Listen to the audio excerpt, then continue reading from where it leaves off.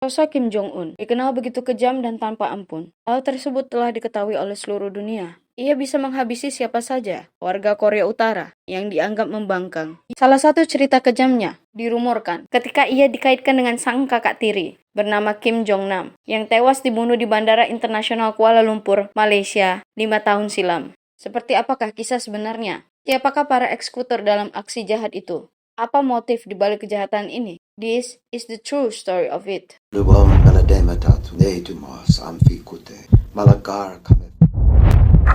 small step for man, one giant leap for mankind.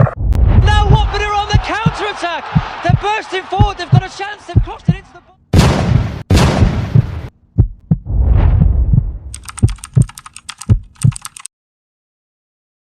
Kronologi.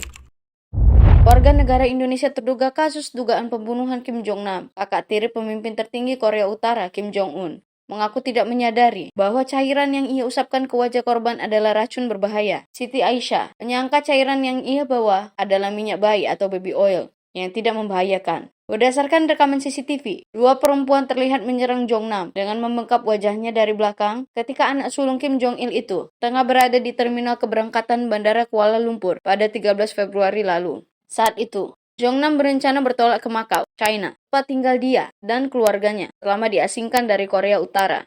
Pria berusia 46 tahun itu meninggal di tengah perjalanan menuju rumah sakit setelah mengadu kepada petugas bahwa dirinya merasa pusing lalu tak sadarkan diri. Pelaku.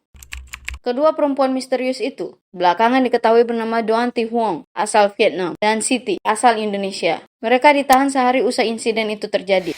Melansir The Straits Times, kepada tim KBRI, Siti menyangka dirinya tengah berada dalam sebuah acara reality show bertajuk Prank. Sebab perempuan asal Banten itu mengaku dibayar 200 ringgit Malaysia atau setara 1,2 juta rupiah untuk melakukan aksinya tersebut. Siti mengaku tidak mengenal Huong.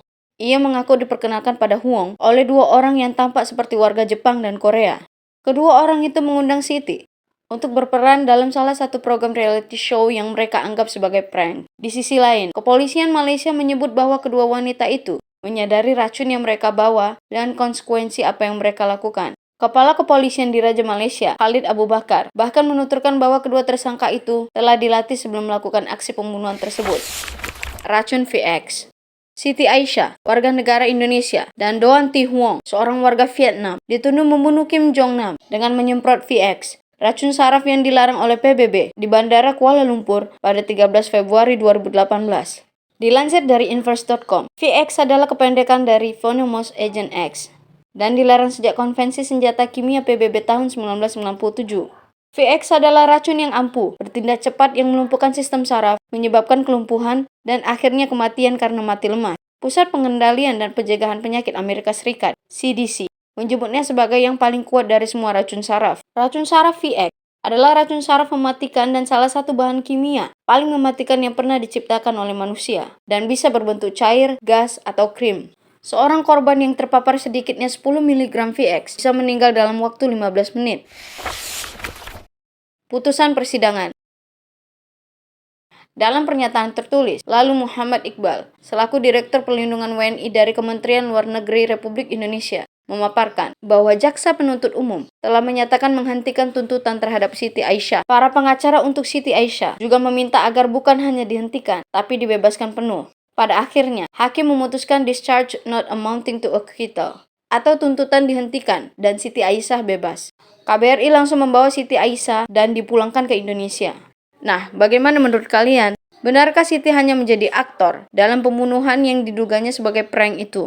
Dan siapakah orang-orang yang menyuruh Siti melakukan semua ini? Yang dia asumsikan mirip sebagai orang Korea dan Jepang tersebut? Tulis komentar kalian di bawah. Demikianlah video kali ini. Semoga bisa bermanfaat. Insya Allah kita jumpa lagi di video berikutnya.